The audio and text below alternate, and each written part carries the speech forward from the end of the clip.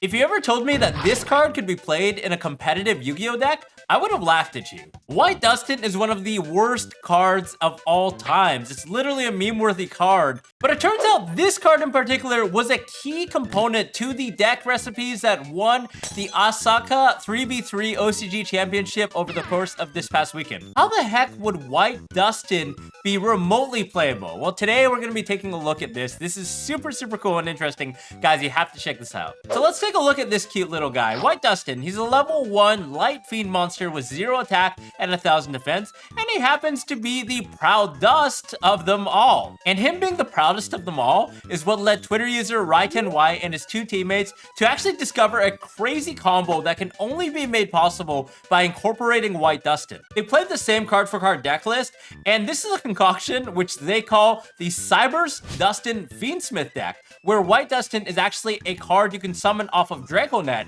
This is a card that says if this card is normal summoned, you can special summon one level 2 or lower normal monster from your hand or your deck. If you guys remember during COVID, there was an era where this card was heavily playable in certain decks like Eldritch Spam, in Halka strategies, because it's basically like Tour Guide from the Underworld. It's a 1-card starter that allows you to get 2 bodies on the board, and from there just link climb and spam. Now, as you guys noticed, White Dustin is a light fiend monster, which means you can link it off into the Fiendsmith Requiem, which is a card that basically allows you to bridge into the full Fiendsmith combo by tributing himself from the field to summon out a Fiendsmith monster from your deck to the table. And yes, you can only play White Dustin because that is the only possible light fiend target that's level 2 or lower and a normal monster, which fits the criteria of Draconet. So now White Dustin is the only card that's playable for this slot. We're not playing White Dustin because he's cute, it's because we have to. And once you get the Fiendsmith onto the table, you can link summon using Draconet to go off into Fiendsmith Sequentia, which allows you to fusion summon by shuffling back materials from your graveyard. You go off into Fiendsmith Lacrimosa, who allows you to special summon or add back the Fiendsmith to your hand, and then you basically have the full Fiendsmith combo. Now, for those of you guys that are not super familiar with Fiendsmith strategy, I've actually made another video here going in depth about how they work and how they function as combos, so definitely check that out. This is a new archetype that's absolutely busted. It can be splashed into basically every deck that's out there right now. It's taking the OCG by storm, and it is just really crazy. So as you can see, a lot of players are innovating and finding new ways to actually tap into the Fiendsmith engine optimally, and White Dustin is just one example of that. The rest of the deck is very interesting. They're playing a bunch of CYBERSE monsters that are just very powerful on their own and can spawn a bunch of tokens to link spam and link climb and make somewhat of a board. Cards like CYBERSE Gadget allow you to link climb into link Saipo and then link Devotee, spawn a couple of tokens, continue to play, link off into Moon of the Closed Sky, which is how you bridge off into the Fiendsmith engine because she's a generic Link 2 light fiend monster that can then just go off into the link monsters that the Fiendsmith guys have. Parallel Exceed is another powerful card that you can just spawn from your hand whenever you link summon and then summon another copy, so you can just get free bodies on the board. But one thing that is also interesting about this deck is they're playing FORMUD Skipper, which is a card that a lot of players can kind of played around in the TCG with, but this card is especially interesting.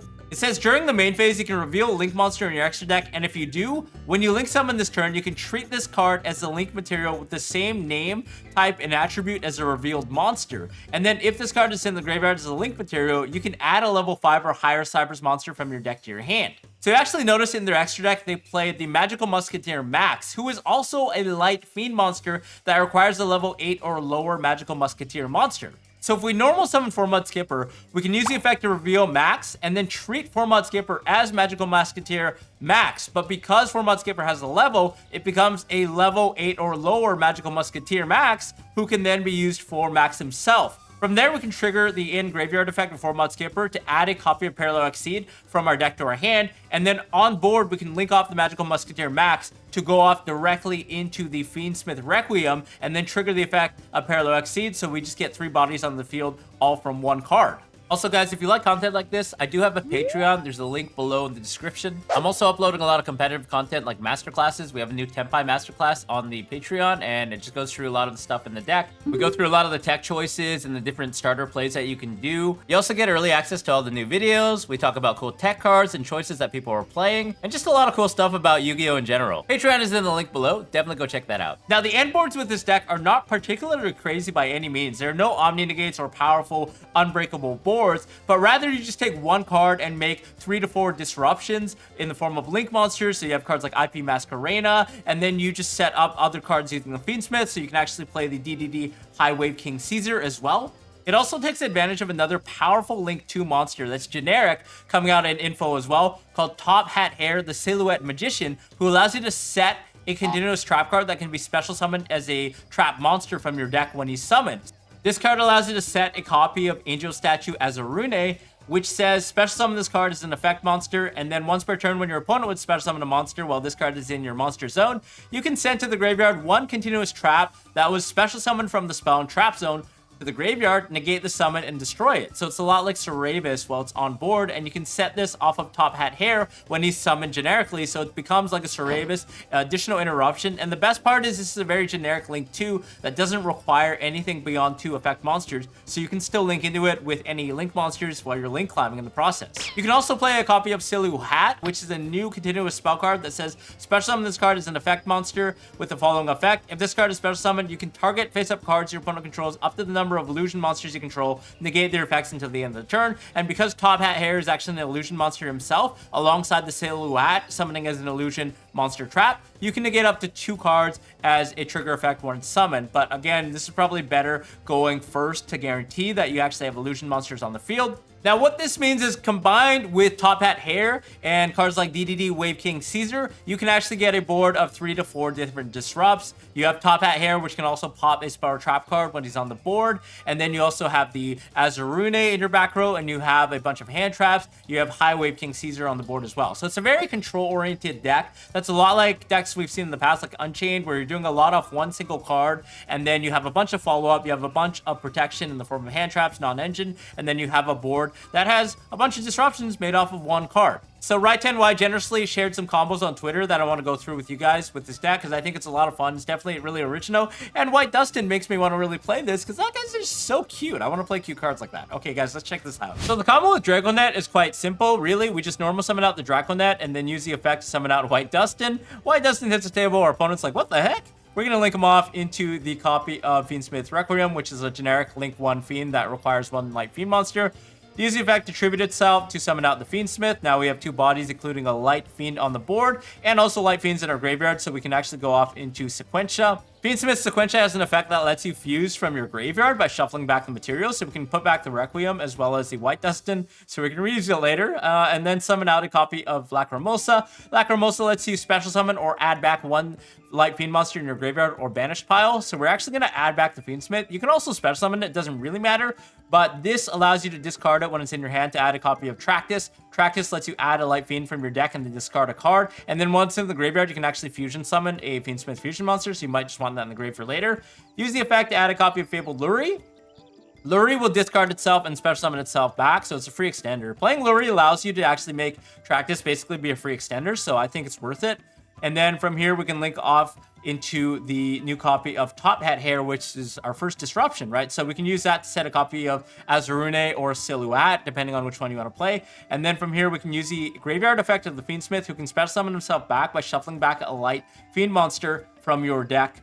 Graveyard to your deck rather, and then we overlay because we have 2 Fiends, so we can go off into DDD Wave High King Caesar. So off one card, we have basically the Azarune as a disruption. We have the High Wave King Caesar as 2 disruptions. We have the Silhouette Magician. Also, if a card is special summoned from the Spiral Trap to the monster zone, you can pop 1 Spiral Trap your opponent controls. So this is a little better than Silhouette because you can kind of diversify your interruptions. With Silhouette, you actually have to negate something and pop at the same time. But this way, we can summon out Azarune, we can pop a Spiral Trap, and then we can use Azarune still on the table as an effect to negate a summon. So we basically made 2 interrupts that don't occur at the same time. And then on top of that, we have Wave King Caesar. So that's 3 to 4 disruptions. With CYBERSE Gadget, we do the same thing. We just normal summon him out, and then we link off into Disciple. It would trigger the effect to spawn a token with CYBERSE Gadget, and then we can link off into Devotee. Mandatory trigger effect happens where we cannot link summon Link 3 or higher monsters, but that's fine. We don't care. We draw a card, discard a card because we tribute it for Link Disciple, spawn 2 tokens, and it'd be nice if we had Link Rebo here, but we don't, unfortunately, in TCGs, so we can just go into Link Spider instead, which is just an effect monster that we can make using a token. So we can just link off into the Moon in the Close Sky, who requires 2 effect monsters. I suspect we'll get this in the Brothers of Legend or the Battles of Legend pack in the summer. And then from there, we can actually go off into Requiem.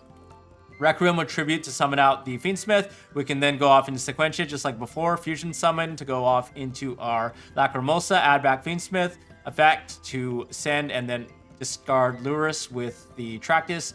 And then bring back and then link off into Top Hat Hair. Summon the Azurune in our Spell and Trap Zone. And then from here, we just get the same combo, you know? We can shuffle back Luri or Sequentia. It doesn't really matter. Get the DDD Wave King Caesar. So again, a bunch of disrupts. 4 cards still in hand. And then last but not least is FORMUD Skipper. This one actually gives you an additional disruption because of the ways things plays out. So you just go FORMUD Skipper, reveal max, and then it's treated as max when you link summon. So you go off into max, add a copy of the Parallel Exceed off of FORMUD Skipper, which actually gives you the extra body. Then we can link off max to go off into Requiem, summon out the Parallel Exceed. Exceed's effect triggers, we can spawn another Exceed. Requiem, contribute itself, summon out Fiendsmith, and then we can link off into Link Disciple, and then we can link off into Devotee. So you can kind of see here we get 2 extra tokens from the extra body with the Parallel Exceed as well. So that gives us a bunch of bodies off of 1 card. We can link off into IP Masquerena with the 2 tokens, so we get a free IP Masquerena here. Link off into Sequentia. Sequentia's effect, shuffle back, get out Lacrimosa to continue spamming the board.